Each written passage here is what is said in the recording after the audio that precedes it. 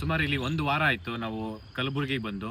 ಯಾಕೆ ಅಂತಂದರೆ ಇಲ್ಲಿ ಸರ್ಕಾರದಲ್ಲಿ 56,432 ವೇಕೆನ್ಸಿ 43 ಇಲಾಖೆಯಿಂದ 1 ತಿಂಗಳಲ್ಲಿ ನಮಗೆ ನೋಟಿಫಿಕೇಶನ್ಸ್ ಮಾಡ್ತೀವಿ ಅಂತ ಹೇಳಿದರು. ಆದರೆ ಇಲ್ಲಿ 1 ತಿಂಗಳಾದರೂ ಕೂಡ ಇಲ್ಲಿವರೆಗೂ ಯಾವುದೇ ರೀತಿ ನೋಟಿಫಿಕೇಶನ್ಸ್ ಮಾಡಿಲ್ಲ. ನಾವು 56,432 ಪೋಸ್ಟ್ ಏನಿದೆ ಅಷ್ಟಕ್ಕೂ ನಮಗೆ ಈವೆಂಟ್ ಆಫ್ ಕ್ಯಾಲೆಂಡರ್ ಬೇಕು ಅಂತ ಕೇಳಿದ್ವಿ. ಅದಾದ ಇದ್ರ ಜೊತೆಯಲ್ಲಿ KPSCಲಿ ಆಗಿರುವಂಥ ಅಕ್ರಮಗಳ ಬಗ್ಗೆ CBI ತನಿಖೆ ಆಗಬೇಕು. ನನ್ನ ಕಣ್ಣು ಮುಂದೆ ನೋಡಿದ್ದೀನಿ, ಇದು ಸಾಕಷ್ಟು ಭ್ರಷ್ಟಾಚಾರ ಆಗಿದೆ. ಪ್ರತಿ ಒಂದು ಎಕ್ಸಾಮ್ಸಲ್ಲೂ ಇದು ಭ್ರಷ್ಟಾಚಾರ ಆಗಿದೆ. ಇದನ್ನು CBI ಎನ್ಕ್ವೈರಿ ಮಾಡಿದ್ರೆ ಮಾತ್ರ ಇದರಲ್ಲಿ ಅಕ್ರಮ ಯಾರ್ಯಾರಿದ್ದಾರೆ ಕಲ್ಪ್ರಿಂಟು ಅವರು ಸಿಗೋದಕ್ಕೆ ಸಾಧ್ಯ ಇದೆ. ಇಲ್ಲ ಅಂತಂದರೆ ಇದೇ ರಾಜಕೀಯ ವ್ಯಕ್ತಿಗಳು ಇನ್ಕ್ಲೂಡಿಂಗ್ ಮಿನಿಸ್ಟರ್ಸ್ ಕೂಡ ಎನ್ಕ್ವೈರಿ ಮಾಡಿದ್ರೆ ಕೂಡ ಯಾರೂ ಸಿಗಲ್ಲ. ಇಲ್ಲಿ ನಮಗೆ ಹೈಕೋರ್ಟ್ ಜಡ್ಜ್ ಮುಖಾಂತರ ಒಂದು ಕಮಿಟಿ ರಚನೆ ಮಾಡಿ ಒಂದು ತನಿಖೆ ಆಗಬೇಕು. ಇಲ್ಲ ಅಂತಂದರೆ CBI ಎನ್ಕ್ವೈರಿ ಆಗಬೇಕು. ಇವೆರಡರಲ್ಲಿ ಮಾತ್ರ ನಂಬಿಕೆ ಇದೆ. ಇವನ್ ಇಲ್ಲಿ SIT ಮಾಡ್ತೀನಿ ಅಂತ ಇದ್ದಾರೆ. SIT ಕೂಡ ಇವತ್ತು ಮಾಡೋದೇ ಇಲ್ಲ. ನಮ್ಗೆ ಅವ್ರ ಮೇಲೂ ಕೂಡ ನಂಬಿಕೆ ಇದೆ, ಆದರೆ ಇಲ್ಲಿ ಮಾಡಲ್ಲ ಸರ್ಕಾರ.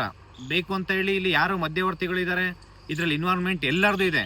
KPSC ಮೆಂಬರ್ಸು, ಅಧಿಕಾರಿಗಳು, ಮಿನಿಸ್ಟರ್ಸ್, MLA, ಮಾಜಿ MLAಗಳು ಎಲ್ಲರದು ಇದರಲ್ಲಿ ಇನ್ವಾಲ್ವ್ಮೆಂಟ್ ಇದೆ. ಅದಕ್ಕೆ ಇವ್ರಿಗೆ ಬೇಕಾಗಿದ್ದಂಥವ್ರನ್ನ ಒಂದು ಕಮಿಟಿ ಮಾಡಿಕೊಂಡು ಸುಮ್ಮನೆ ಒಂದು ನಾಮಕ ವ್ಯವಸ್ಥೆಗೆ ಒಂದು ಕಮಿಟಿ ರಚನೆ ಮಾಡಿ ಅದರಲ್ಲಿ ಏನೂ ಇಲ್ಲ ಅಂತೇಳಿ ರಿಪೋರ್ಟ್ ಬರೋದಕ್ಕೆ ಇವರು ಇನ್ನೊಂದು 6 ತಿಂಗಳು ತೊಗೊತಾರೆ. ಇನ್ನು 6 ತಿಂಗಳಲ್ಲಿ ಅಷ್ಟೊತ್ತಿಗೆ ಯಾರಿಗೂ ಗೊತ್ತೇ ಆಗಲ್ಲ ಏನಾಗ್ತಾ ಇದೆ ಅಂತೇಳಿ. ಈ ಅಕ್ರಮಗಳು ಇನ್ನೂ ಜಾಸ್ತಿ ಆಗ್ತಾ ಹೋಗುತ್ತೆ. ಅದಕ್ಕೋಸ್ಕರ ನಾವು KPSC ವಿರುದ್ಧ ನಾವು CBI ತನಿಖೆ ಕೊಡಿ ಅಂತ ಹೇಳ್ಬಿಟ್ಟು ಕಲಬುರಗಿಯಲ್ಲಿ ಹೋರಾಟ ಮಾಡಬೇಕು ಅಂತೇಳಿ, ಮತ್ತು ಅದಾದಮೇಲೆ ಇದ್ರ ಜೊತೆ ಏನು 56,432 ಪೋಸ್ಟು ಈವೆಂಟ್ ಆಫ್ ಕ್ಯಾಲೆಂಡರ್ ಬೇಕು ಅಂತ ಹೇಳ್ಬಿಟ್ಟು 1 ವಾರ ಮುಂಚೆ ಹೋರಾಟಕ್ಕೆ ಪರ್ಮಿಷನ್ಸ್ ಕೊಟ್ವಿ ಕಲಬುರಗಿಯಲ್ಲಿ. ಇಲ್ಲಿ ಕಲಬುರಗಿಯಲ್ಲಿ 1 ವಾರ ಮುಂಚೆ ಪರ್ಮಿಷನ್ಸ್ ಕೊಟ್ಟರು ಕೂಡ ಇವತ್ತು ನಾಳೆ ನಾಡಿದ್ದು ಕೊಡ್ತೀನಿ ಅಂತ ಲಾಸ್ಟ್ ಮೂಮೆಂಟ್ ತನಕ ಇವರು ಇನ್ನೇನು ಧ್ವನಿವರ್ಧಕಗಳಿಗೆ ನಾವು ಏನು ಮೈಕ್ ಸೆಟ್ ಯೂಸ್ ಮಾಡ್ತೀವಿ ಅದಕ್ಕೆ ಕೂಡ ಅಮೌಂಟ್ ದುಡ್ಡು ತೊಗೊಂಡಿದ್ದಾರೆ. ದುಡ್ಡು ತೊಗೊಂಡು ಕೂಡ ಕೊನೆ ಮೂಮೆಂಟಲ್ಲಿ ಈ ರಾಜಕೀಯ ವ್ಯಕ್ತಿಗಳು ಮತ್ತು ಸರ್ಕಾರದ ಒತ್ತಡಗಳಿಂದ ಪರ್ಮಿಷನ್ಸ್ ನಿರಾಕರಿಸಿದ್ದಾರೆ. ಇದು ಎಷ್ಟು ಮಟ್ಟಿಗೆ ನಾವು ಅಕ್ಸೆಪ್ಟ್ ಮಾಡಬೇಕು? ಈ ಒಂದು ಹೋರಾಟನ ನಾವು ಯಾವುದೇ ಕಾರಣಕ್ಕೂ ಯಾವುದೇ ರಾಜಕೀಯ ವ್ಯಕ್ತಿಗಳಿರ್ಬೋದು, ಸರ್ಕಾರ ಇರ್ಬೋದು, ಹತ್ತಿಕ್ಕಿದ್ರೆ ಹೋರಾಟ ಮಾತ್ರ ಯಾವುದೇ ಕಾರಣಕ್ಕೂ ನಿಲ್ಲಲ್ಲ. ಈ ಹೋರಾಟ ನಾವು ಮಾಡ್ತೀವಿ. ನಾಳೆ ನಾವು ಕೋರ್ಟ್ ಮುಖಾಂತರ ನಾವು ಈ ಒಂದು ಪ್ರತಿಭಟನೆಗೆ ಪರ್ಮಿಷನ್ಸ್ ತೊಗೊಳೋದಕ್ಕೆ ರಿಟ್ ಅಪ್ಲಿಕೇಶನ್ಸ್ ಹಾಕ್ತಾಯಿದ್ವಿ.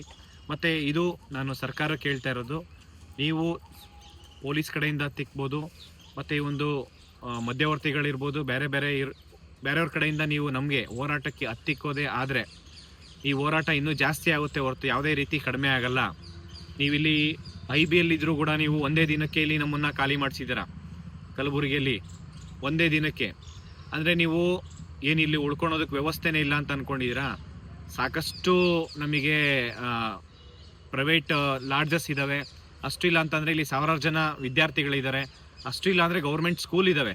ಅಲ್ಲಿ ಕೂಡ ಹೋಗಿ ನಾವು ಉಳ್ಕೊಂಡು ಈ ಒಂದು ಪ್ರತಿಭಟನೆ ಮಾಡ್ತೀವಿ. ಯಾವುದೇ ಕಾರಣಕ್ಕೂ ಪ್ರತಿಭಟನೆ ಹತ್ತಿಕ್ಕಂಥ ಕೆಲಸ ಇದು ನಮ್ಮದು ಫಂಡಮೆಂಟಲ್ ರೈಟ್ಸು.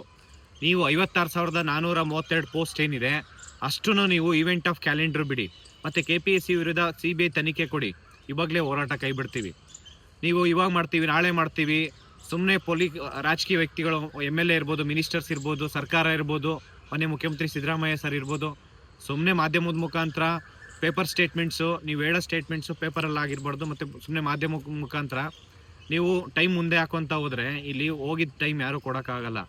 ಒಂದು ಪಕ್ಷ ದುಡ್ಡು ಹೋದರೆ ಏನಾದರೂ ಮಾಡ್ಬೋದು, ಸಂಪಾದನೆ ಮಾಡ್ಬೋದು, ಆದರೆ ಈ ವಿದ್ಯಾರ್ಥಿಗಳ ಟೈಮ್ ಇದೆಯಲ್ಲ ಅದನ್ನು ಯಾರ ಕೈಯಲ್ಲೂ ಕೊಡೋಕ್ಕಾಗಲ್ಲ.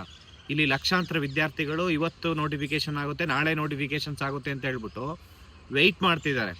ಅಂಥದ್ರಲ್ಲಿ ನೀವು ಸುಮ್ಮನೆ ಮುಂದಕ್ಕೆ ಹಾಕೊತ ಹೋಗಿ ನಿಮ್ಮ ಒಂದು ಪೊಲಿಟಿಕಲ್ ನಾವು ಒಳ ಮೀಸಲಾತಿ ಇರ್ಬೋದು, ರಿಸರ್ವೇಷನ್ಸ್ ಇರ್ಬೋದು, ಒಳ ಮೀಸಲಾತಿ ಎಲ್ಲ ವಿಚಾರಗಳನ್ನು ಒಳಗೊಂಡಂತೆ ನೇಮಕಾತಿ ಪ್ರಕ್ರಿಯೆ ಪ್ರಾರಂಭ ಮಾಡಿ ಅಂತ 2 ವರ್ಷದಿಂದ ಕೇಳ್ತಾ ಇದ್ದೀವಿ.